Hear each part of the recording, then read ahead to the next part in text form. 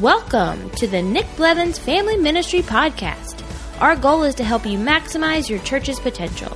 You'll hear from top leaders in children's, student, and family ministry about the principles and practices they use. Now here's your host, Nick Blevins.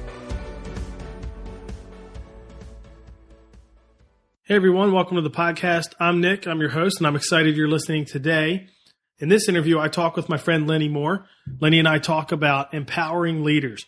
Like, what does it look like to really and truly give up control and empower and equip your team, whether that's staff or that's volunteers or whatever that might be, to lead and maybe do things different than how you would do them. That's difficult if you're a control freak like myself, or I imagine Lenny was a little bit like that too. He talks about that journey that he had to go through to really lead at a different level and empower teams to lead in a different way. So I think this will be helpful. I hope you'll find it to be helpful. I do want to give you one reminder before we jump in, and that's if you serve in children's ministry. You may have heard in the last episode I talked about a summer team webinar that we're going to do this Friday. So this is your last shot to sign up. We're just going to talk about how our church uses a summer team of volunteers in children's ministry every year to give regular volunteers a break. But it's also a chance to onboard and kind of recruit new volunteers. It's a big on-ramp for us in terms of volunteer recruiting. So it's really just, which was a total surprise. We didn't know that it would turn out to be that. We were really just using it to, give volunteers a break and manage summer schedules and all that. So it's been a great tool, and we felt like a webinar would be the best way to share it. That way we can answer questions and give away all the resources we use to pull it off each year. So this is the last shot to sign up. It's this Friday. Just go to nickblevins.com/summerteamwebinar or get the link in the show notes. And if you could, I always love it when you can review and rate this podcast on iTunes. That helps get it in front of other people.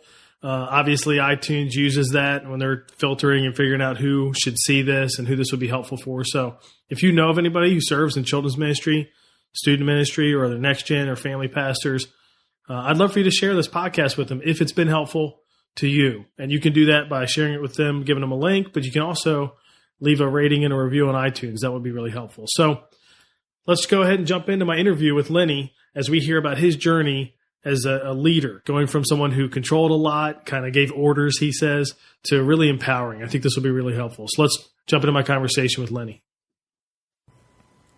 Today I'm joined by my friend Lenny. Lenny, welcome to the podcast.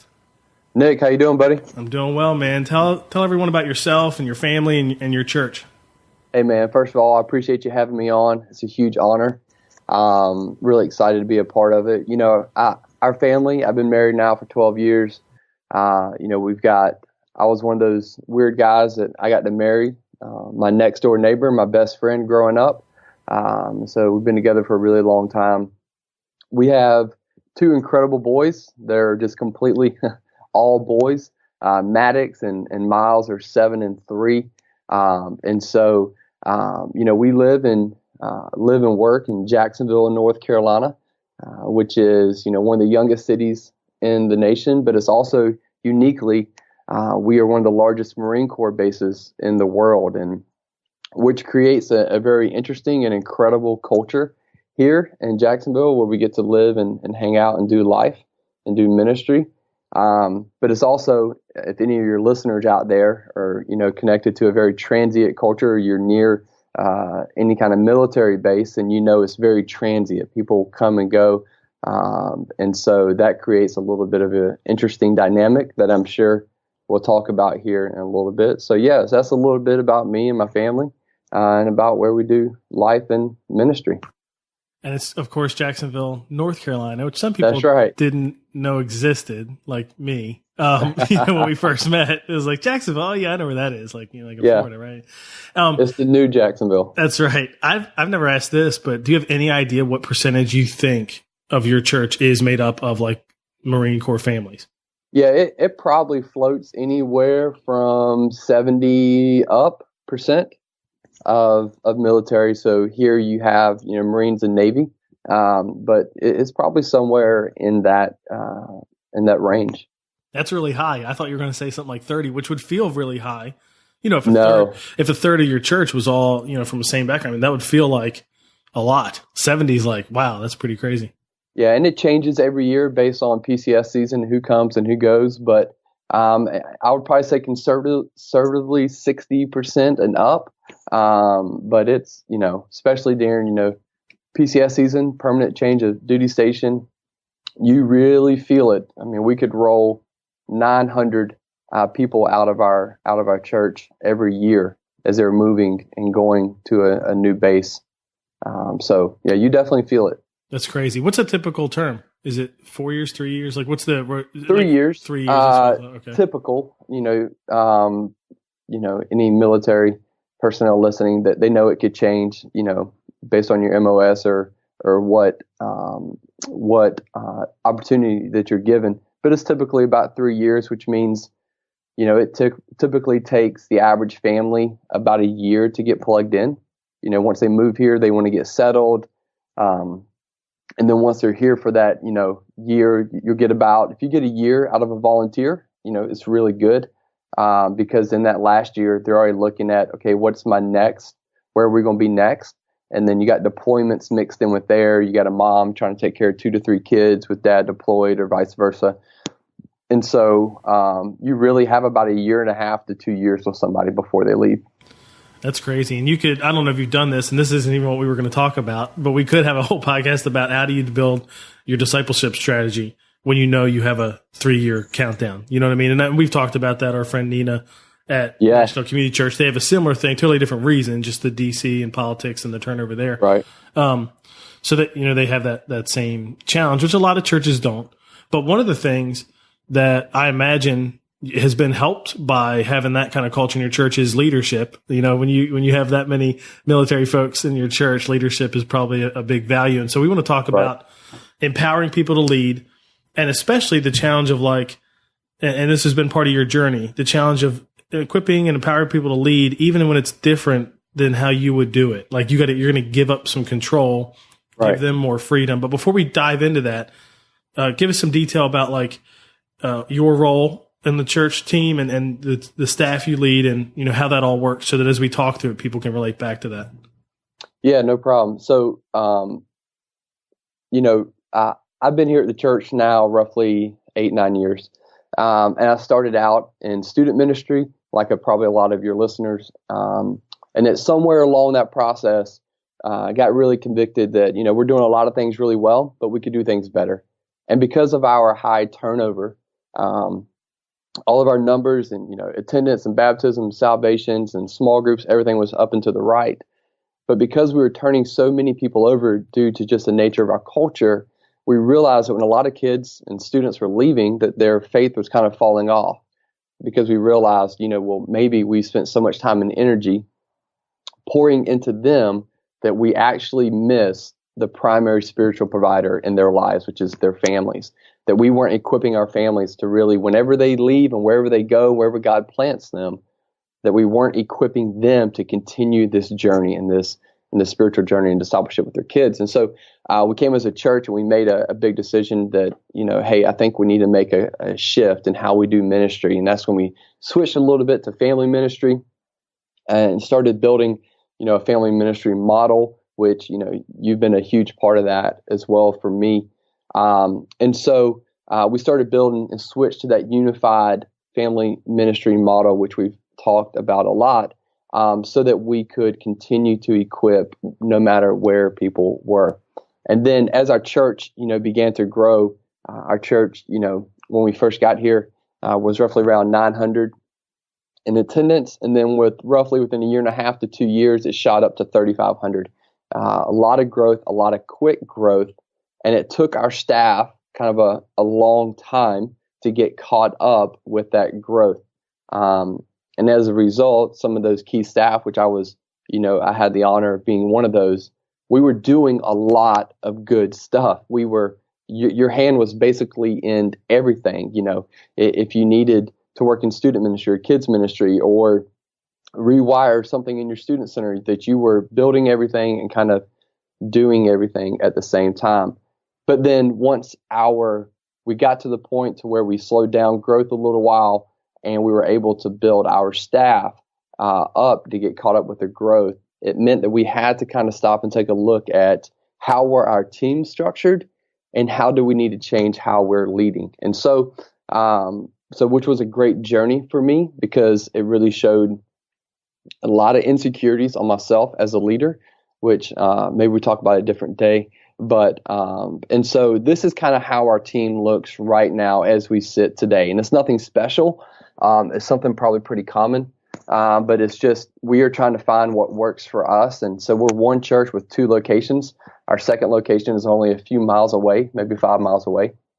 And we average anywhere between 3,500 and 4,000 on a weekend. And so we take a centralized approach to how we look at campusing and how we build our teams. And the way that looks within our family ministry team is pretty straightforward. Nothing fancy. Is we have one family ministry team that's made up of birth all the way through high school. We don't do college in this because of our culture. We really don't have a college sector. They're all just young adults. And so we have that one family ministry team that's made up of 2 ministry environments, which what we call them here, our kids ministry environment and our students ministry environments. And so we have a children's minister and a student minister at our central campus and a kids director at our other campus that oversee both of those environments. And their job is to help make sure that vision is going down and they're continuing to lead those teams to accomplish the wins. And then each one of those ministry environments, those teams, our kids and our students, they have a team of directors that work with those ministers to help them accomplish the wins as well. So pretty straightforward.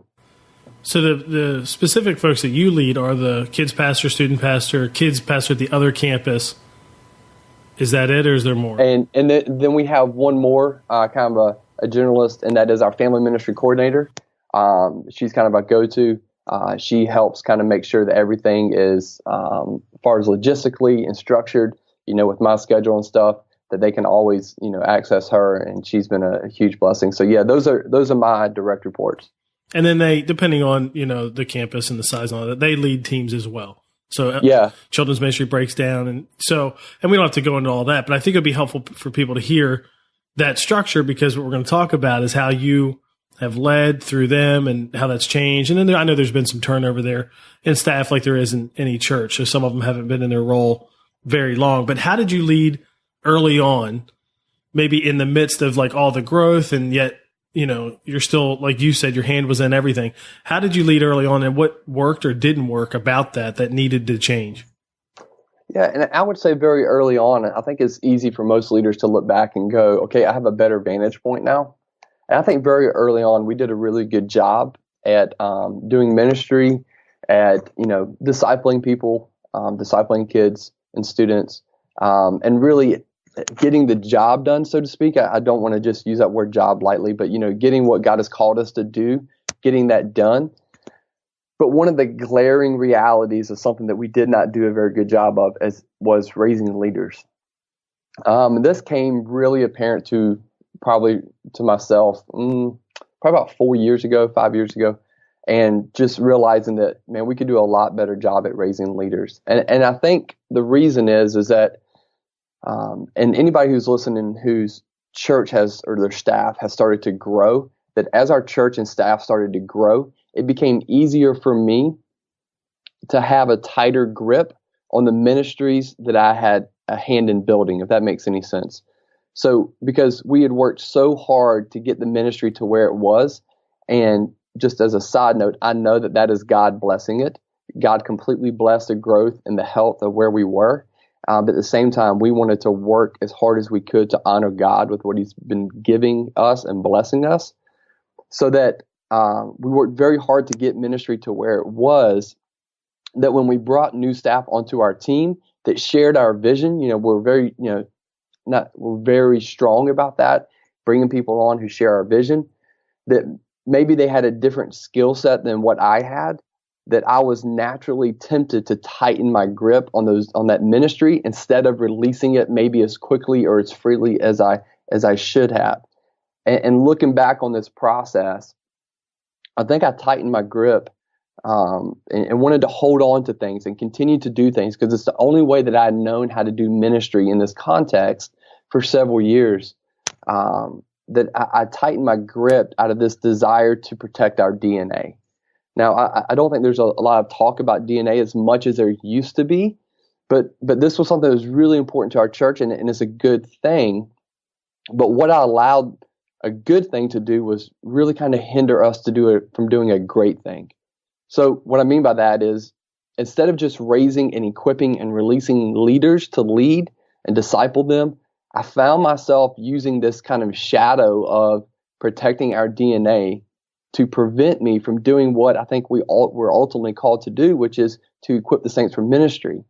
You know, when I read the scriptures, I don't read a lot about DNA, but I do read a lot about raising and discipling others around us. And so, you know, very early on, we were really good at getting the job done, so to speak, and advancing the ministry, but we did it with a high turnover in volunteers, even a high turnover in staff, because we were expecting them to just do like we do instead of trying to find the value in them and really decipher, why has God brought you to this team, and how can you help advance the ball according to your gifts, just not my abilities.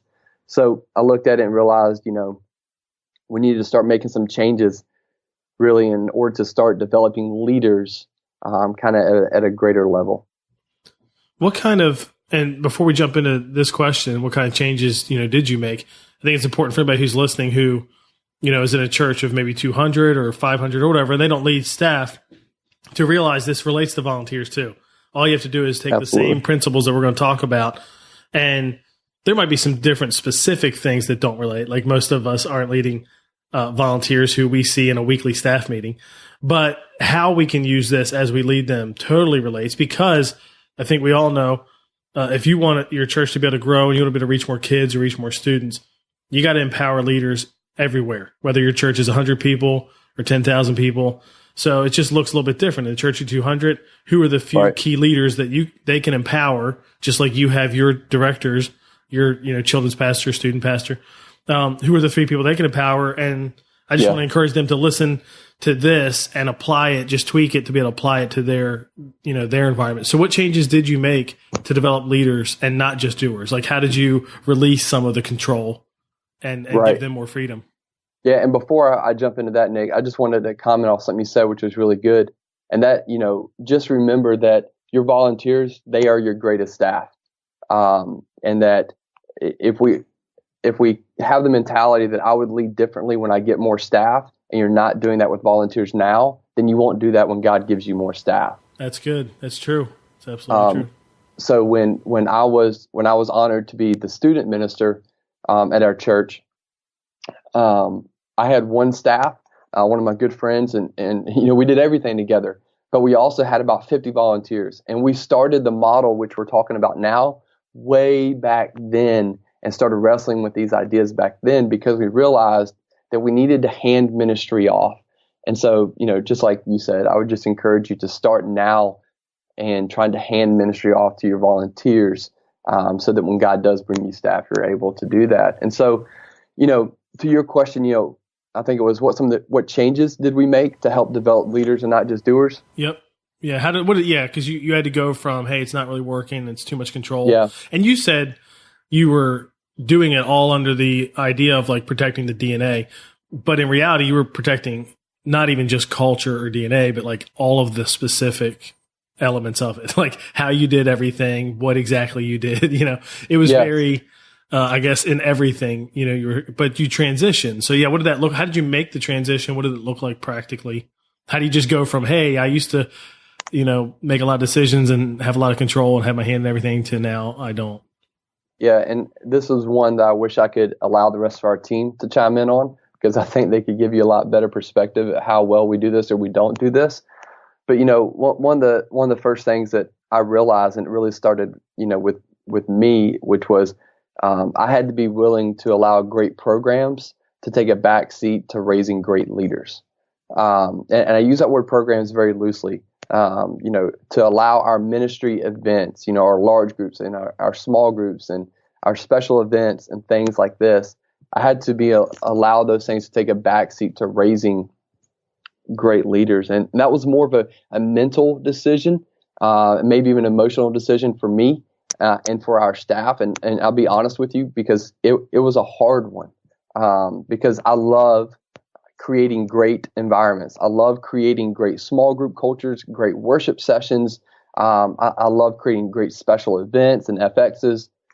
But it came a point to where I had to make the decision that in order to raise great leaders, we had to allow the ministry and events and programs that it was going to be okay for them to just slip a little so that we could raise great leaders. And so this doesn't mean that we weren't passionate about our ministry and continuing to advance ministry, but I knew that the ministry would only be able to grow as fast as the leaders were able to grow with it.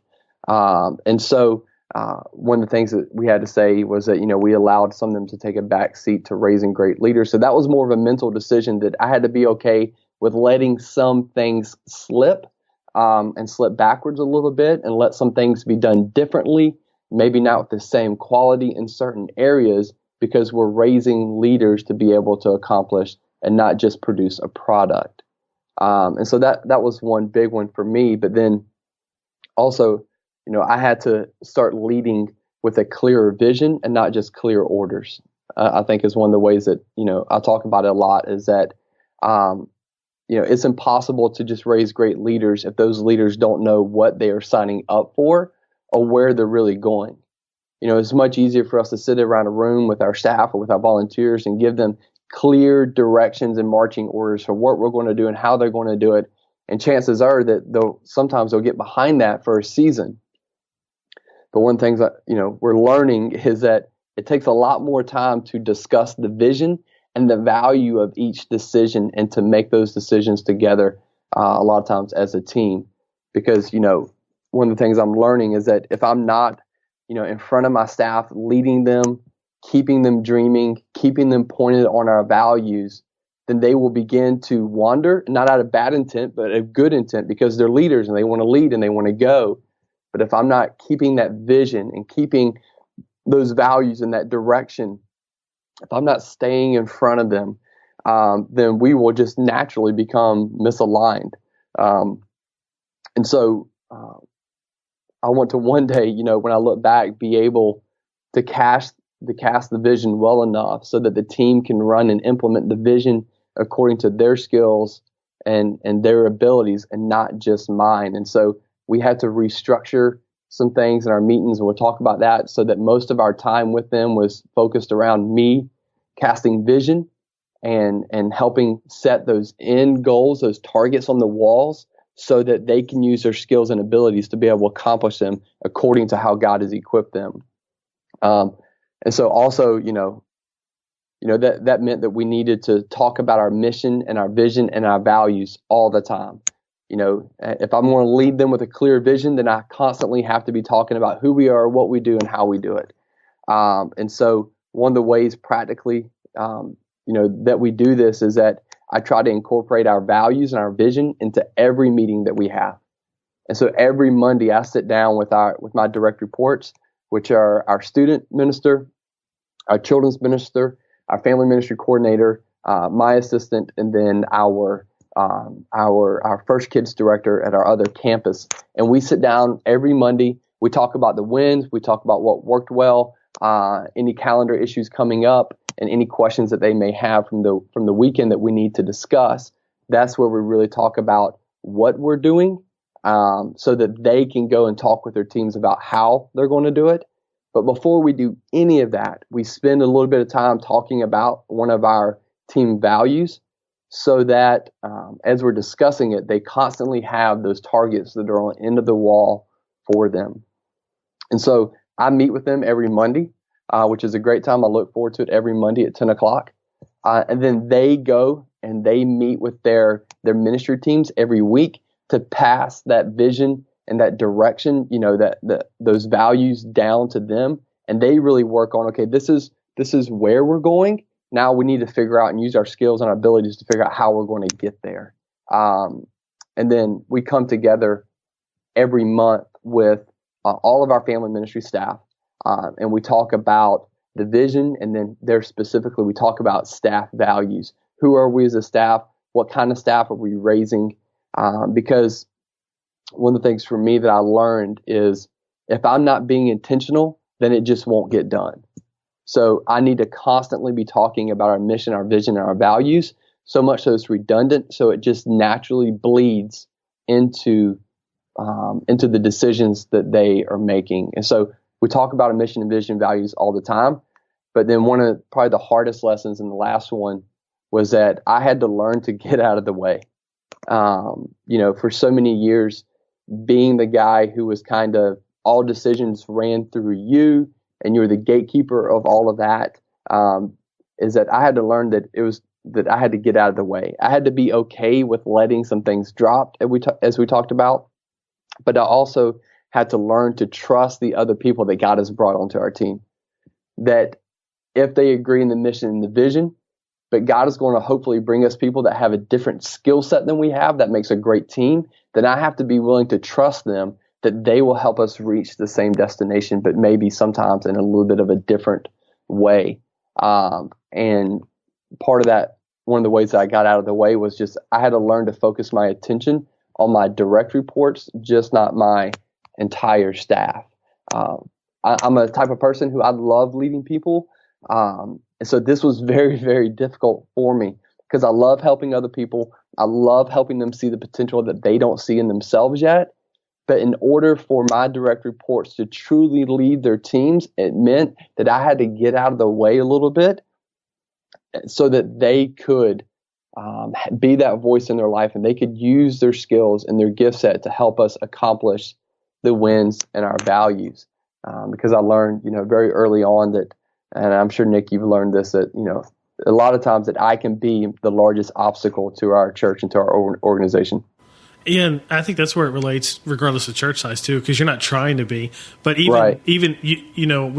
be good for us to start this. Even if you had 20 volunteers, you're better off pouring into 2 who lead 9 or 10 themselves than you are leading all 20. Now it's a nuance because for instance, you gather your whole staff once a month. You said, well, that's a chance for you to kind of influence the whole group and connect to the whole group and all that kind of stuff. And leadership and care and all that they don't have to be on the same track. You can care for everyone, kind of know everyone, be connected to everyone, but really lead through to. That's where I think it's helpful, to hear that. And I know for you, I'm sure this wasn't just smooth sailing. It never is, to go from this environment where you have a lot of control and your hands in everything to now you're leading through other people who might do things differently. So before I want to jump into the values and have you share those with us, but before that, are there some examples of when, you did empower some leaders and they did it different than you would have? And how did it work out? Like, how do you, I know for us, we say, it's kind of like you're talking about, if somebody else can do it 80% of the way you do it, you need to let them do it. But the reality is the 80% hurts sometimes. It does. Yeah. So and did that happen with you? Yeah. And I would probably, say 80% is a little high. But it's, just commenting off one of the things that you said, if you're leading those volunteers, if they know the why, they're more passionate about the what. Yeah. And the more that we can champion the why we're doing what we're doing, that vision and setting those goals in front of them, then the what's a much easier conversation. And so, this is something that,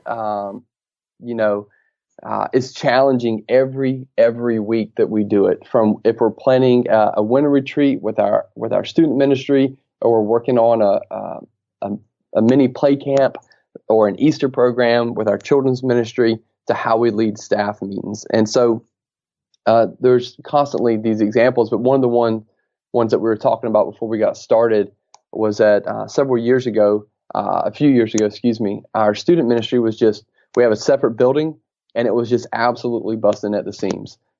We were every week breaking code for how many kids we could put in there. We started putting kids in other rooms where they watched the service on a TV screen, and it just continued to grow. And we realized that we needed to make some hard decisions about how we could create more space.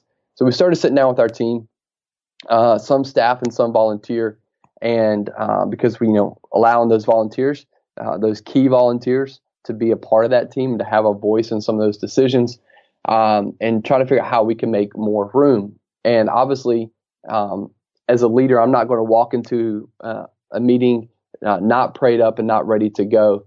And so I felt that God was leading us to make one decision, and it was to switch our our student ministry from a Sunday night to a Friday night, and that we would do it on a Friday night, which would allow us to use some more space at some different areas and to really focus on putting our high school on Friday night and putting our middle school on a Wednesday night and doing 2 separate nights and just completely changing the whole plan. And I felt really good about it until I talked to the rest of our team and talking with our team and just kind of really trusting them that they're there for a reason. And everybody was like, no, I think that we need to keep it on Sunday night, but we'll just do a middle school service and a high school service back to back with a 30-minute turnover in between. And we talked about this for several weeks, and we went around, and ultimately I knew that as a leader, if I vetoed that decision, I was going to eat up a lot of margin that could really devalue our team and what God has placed them there to do.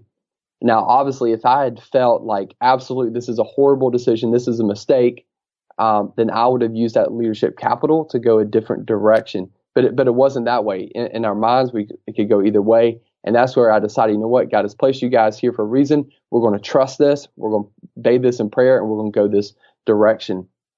And so that's maybe one example to where I had to realize that, hey, they wanted to do it differently. And they were still trying to accomplish the same why, our end goal, our value. It's just the how they wanted to do it was a little bit different. In the end, that's what we did. How did it work out? Because that's always important too. Yeah, it worked out. That we actually saw our attendance numbers decrease for that year. We tried everything that we. That doesn't sound like working out. Yeah, it did. It worked out. Just not maybe the way that we thought it would. So the attendance decreased, and did you change again, or did it come back? It decreased. We made a bunch of changes during that year, constantly trying to improve it, and we can never get it there. So we came back. We set review points at 3, 6, and 9 months. And at the 9th month, we realized, hey, that we need to make a big change. And so I don't consider it a failure because we learned a lot from it, which allowed us to make a better decision for the next time around. So we made a couple of changes. We kept it on our student ministry on Sunday night. We just put it in a different building that we had available, which logistically posed a lot of changes, but we learned a lot from it. So it wasn't a failure because we were able to make a better informed decision the next time we move forward. Does that make sense? Yeah, and I think that's what's great is not being willing to try. Like it wasn't, again, you said, it wasn't the difference between, oh, this is definitely a bad decision, this is wrong. It was really like, hey, these are 2 good options. I think this one's better. You think that one's better. But the reality is we really don't know. So let's go for it. And then you're right, giving them the authority and influence that you went with their decision. So if it had worked, great. That's awesome. Even if it doesn't work, like in this case, it didn't totally work. That's okay too, because like you said, you just made some more changes and came back and, the world didn't end. And at the same time, you built a lot of trust and empowered those leaders more, which is better than let me just keep making all the decisions. Yeah. And some of our staff and leaders still talk about that to this day, that he trusts us to make decisions. So yeah, and that's what's key. And the reality is too, you could come up with another story probably where you felt differently about it and you went with theirs, and you know what? They were right. That was good. And there's again, probably more of those. Yes. Yeah. It's not right and wrong either. Maybe it's, but just better than, better average or whatever.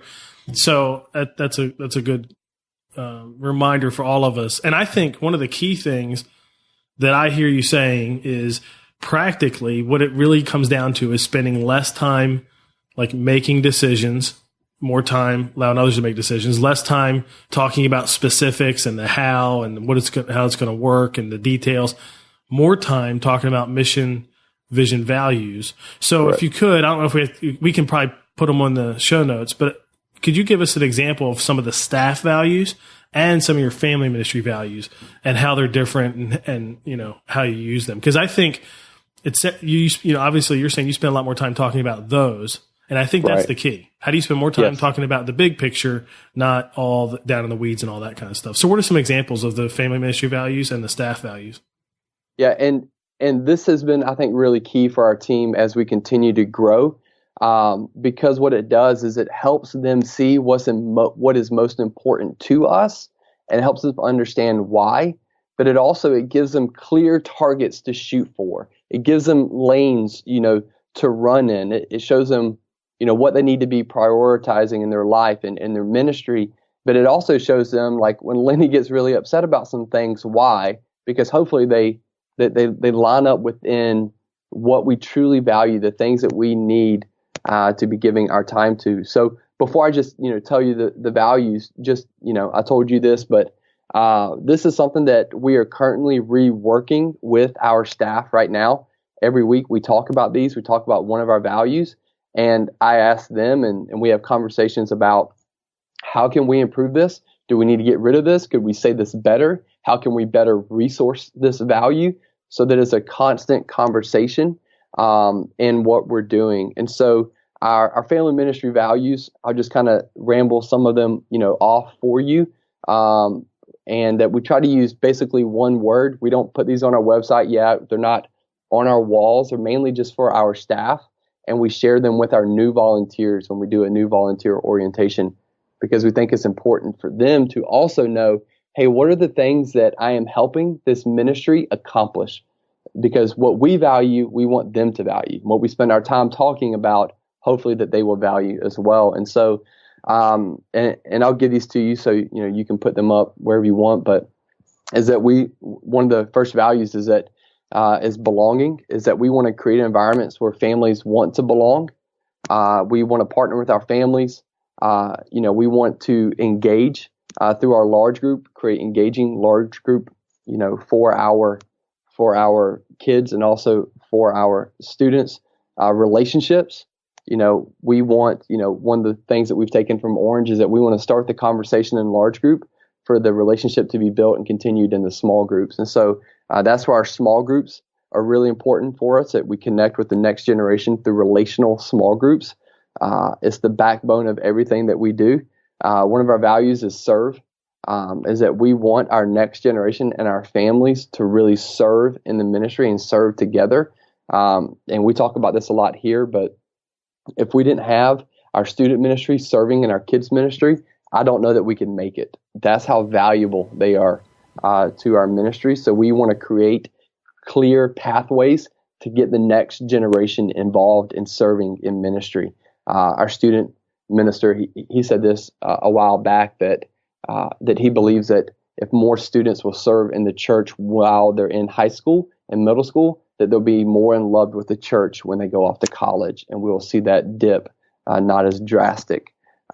We also want to send, which is we do local, national, and international family and student missions. And then probably one of the bigger ones for us is that we want to multiply leaders. We create a leadership process here in Pipeline to where we're really handing off leadership not only to our staff, but then those staff are handing it off to their volunteers. That's awesome. And do you talk about a lot with staff, like you said, you do talk about them in onboarding new volunteers, so it helps them get the culture. Do you do anything else to keep it in front of volunteers? Just real quick, I'd love to know if do you come back to it in trainings, or is it kind of like it's really an onboard thing and then, they don't really hear about it much? Yeah, so we're in that unique phase. We're trying to figure out how training looks. And so if you have any answers, that'd be great. And so right now we're kind of modeled we spend a lot of time onboarding volunteers because we know we have a short time with them while they're here. And so we're kind of, the way we train right now are through our huddles before each service. And that's one of the things that our directors do, is that they continue to pass down those values, and they're talking about them when things are coming up, and they're continuing to cast those values in front of them every week. At least that's our goal. And I think that's probably that right there. If you do it when you onboard them and you talk about them in some kind of regular, monthly or even weekly gathering, you got it. I mean, that's probably all you need to keep the values in front of people, is you just keep talking about them. So what about the staff values? Like, what are some examples there? Because I think it'd be helpful for people to see the difference. Yeah. And so for us, our staff values, once again, we're working through the staff values are very, very new to us. So that when we're looking for new staff and we're raising staff, what are the things that we want to be within them? And so all of these are not finalized yet. There's just still a conversation, but Once again, one word that have a bigger meaning, but integrity. These are things that we look for when we look for great staff. Integrity, collaboration, servant before leader. Obviously, that's not one word. A little bit of a different word, but hustle, somebody who's willing to do what it takes to advance, a leader of leaders, and somebody who's accessible. And so these are some of the things that we look for. And so we're still in the process of cutting those down and maybe using better words for those. But so that's them. That's good. And people can see the difference there too. You got ones over here that are like behaviors of a staff person a little bit, or Right. characteristics of like integrity. Yep. And then over here you have like, they're sort of like behaviors, but it's more broad because you're talking about the entire ministry and families. And a lot of it you could tell was focused on what you want to define the kids, students, and parents who are involved versus over here, you're defining what the staff, like what you want them to look like too. I'm guessing volunteers don't hear about the staff values. No, not really ever. There's no need. I just want them to see them versus hear about them. Yeah. And we kind of break them up. Staff values is who we are. And our family ministry values is kind of what we do. And that's good. I haven't landed this yet, but I've wondered, we have staff values that are very much like yours. Like they wouldn't tell you anything about what we want our church to look like. You know what I mean? Right. But I have recently I've wrestled with the idea of like the coach level leaders, volunteers who lead other volunteers. And we even say we want them to lead like staff. Like I've wondered, would it be helpful to teach them our staff values? Because at the end of the day, we really do want them to live those out a little bit, but we haven't. Ours is like yours. They don't, hopefully they see them. Hopefully, like you're saying, but we haven't taught them. That's a really good idea, because in our context that, last year, because of a deployment season, that all of our kids staff, except for one at our central location, 4 of them, that we lost them during the summer because they got orders to move somewhere else. And it was a huge hit for us.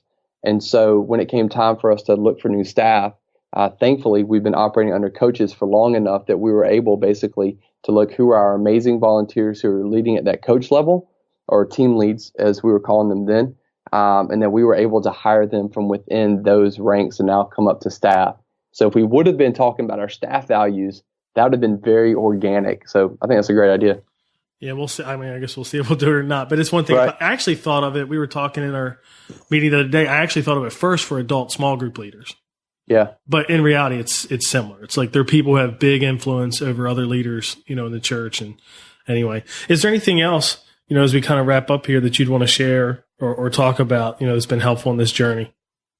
One of the things that we use a lot for this is if my goal is to be able to raise leaders and disciple them and to be able to hand ministry off to them, then I need to be creating intentional time in order to spend with them, to value them, right? And to also see, okay, where are your strengths, where are you growing, and where are you struggling?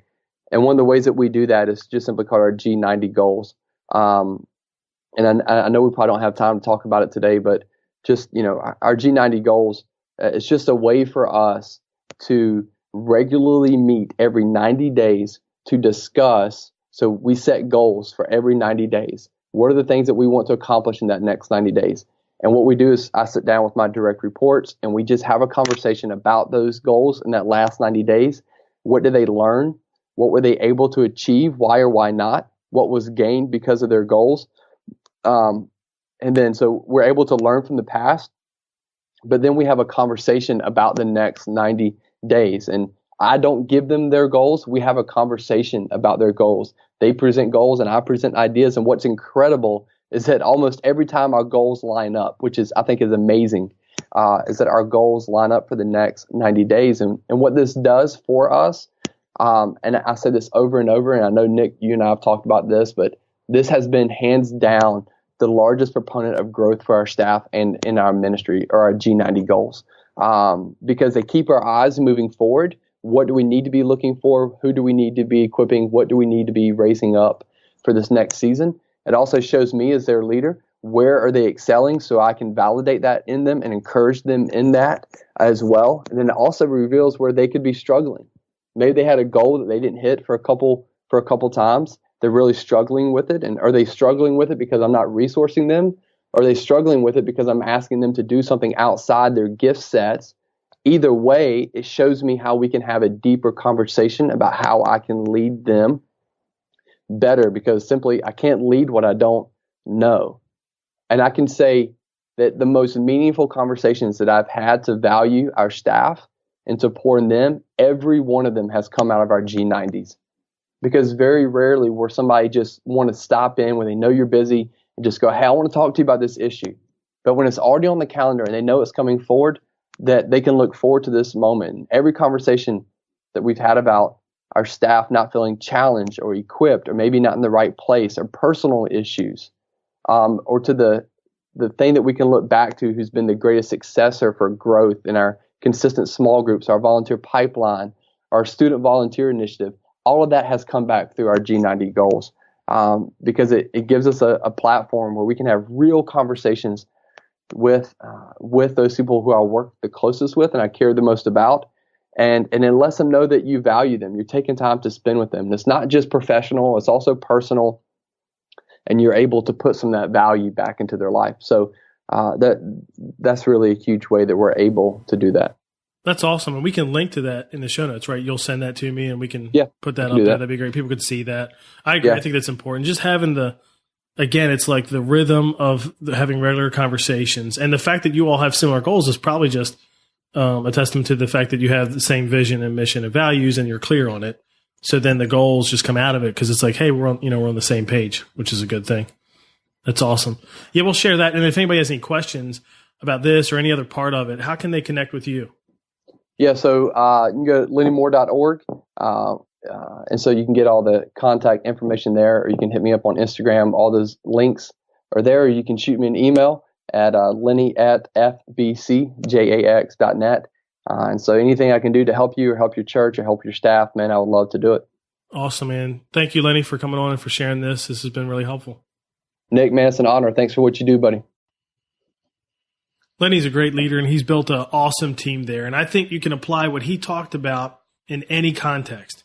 If you're the student pastor and your church has 20 students, if you're the kids pastor and your church has 2,000 kids, I mean, whatever context you're in, because at the end of the day, we're talking about leadership and empowering others, I think it applies to you. And we talked about how you can use this. If you have 20 volunteers, you're better off leading through kind of mission, vision, values, and at that level to one or two of them and letting them lead, 9 or 10.